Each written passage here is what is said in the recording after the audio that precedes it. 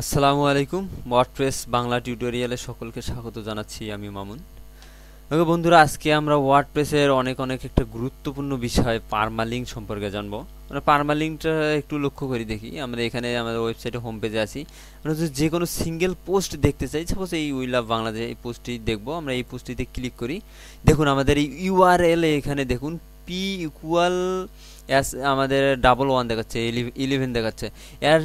এর মানে হচ্ছে যে আমাদের 11 নম্বর পোস্টটি আমরা এখানে শো করছি, জাস্ট আমরা পোস্টের আইডি নম্বর শো করছি। কিন্তু এইটা আসলে আমাদের এসইও ফ্রেন্ডলি না, কারণ এটা এসইওর জন্য ততটা ভালো হবে না। তো এইটা চাইলে আমরা চেঞ্জ করে দিতে পারি। কী রকম হবে সেইটা দেখতে আসলে আমরা এখানে সেইটাই চেঞ্জ করে দেবো। দেখুন আমরা ডেট অ্যান্ড নেম দেই, তাহলে ইউজ করে দিয়ে আমরা সেভ দেই। দেখুন আমরা যদি এখন যে কোনো একটা পেজে ক্লিক করি, এখন এই যে আমরা এই লিঙ্কটাতে ক্লিক করি, দেখুন আমাদের প্রথমে আমাদের পোস্ট ডেট অ্যান্ড তারপর আমাদের পোস্ট নেম শো করছে। কিন্তু এইভাবে আমরা দিতে পারি মান্থ অ্যান্ড নেম। আমরা জাস্ট ইয়ার মান্থ শো করবে অ্যান্ড দেন তারপর আমাদের নেম শো করবে। দেখুন ইয়ার মান্থ অ্যান্ড তারপর আমাদের পোস্ট নেম শো করছে। এইভাবে আমরা চেঞ্জ করতে পারি। আমরা নিউ নাম নিউমেরিক দিতে পারি, পোস্ট নেম দিতে পারি। দেখুন আমরা পোস্ট নেম দেই, তা যদি ব্যবহার করি তাহলে আমাদের শুধু পোস্ট নেম চলে আসবে, আমাদের নেম তারপর আমাদের শুধু পোস্ট নেম চলে আসবে। তো এইটা ব্যবহার করতে পারি। তো তবে সবচাইতে ভালো ব্যবহার হবে যদি আমরা আমাদের কাস্টম একটি ব্যবহার করি। সেটা হচ্ছে, একটু লক্ষ্য করুন, এখান থেকে আমরা একটা উঠাই দিলাম অ্যান্ড এই পোস্ট নেমের জন্য আমরা ক্যাটাগরি দিই, ক্যাটেগরি।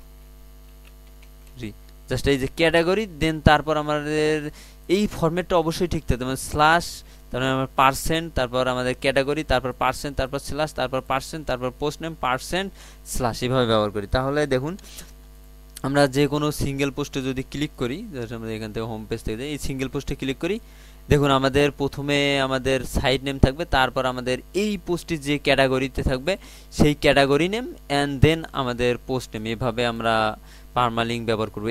এইরকম পারমালিঙ্ককে ব্যবহার করা উচিত, কারণ আমরা ক্যাটাগরিটা অনেক ইম্পর্টেন্ট। এটা সার্চ ইঞ্জিনের জন্য, সার্চিংয়ের জন্য অনেক অনেক কাজে লাগবে, অনেক ভালো হবে সার্চ ইঞ্জিন অপটিমাইজেশনের জন্য, এসইওর জন্য এটা অনেক এসইও ফ্রেন্ডলি।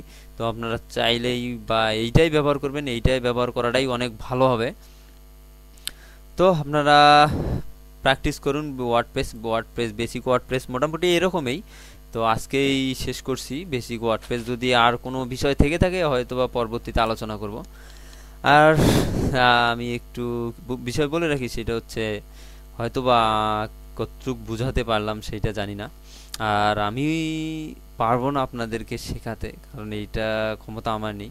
জাস্ট আপনাদের এইটুক বলতে পারি, এইভাবে এইভাবে কাজ করলে, আপনারা এইভাবে চললে আপনারা শিখতে পারবেন। জাস্ট আপনাদের পথটা দেখাতে পারি। আর হয়তোবা তত ভালোভাবেও দেখাতে পারবো না, আমিও হয়তোবা ততটা বেশি এক্সপার্ট না, জানি না কতটুক ভুল করছি কতটুক ভালো করছি।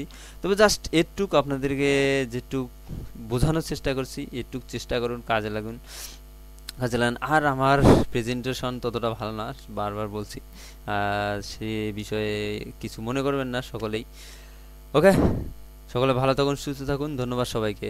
আবার দেখা হবে অন্য কোনো এক পর্বে। ধন্যবাদ সবাইকে। আল্লাহ হাফেজ।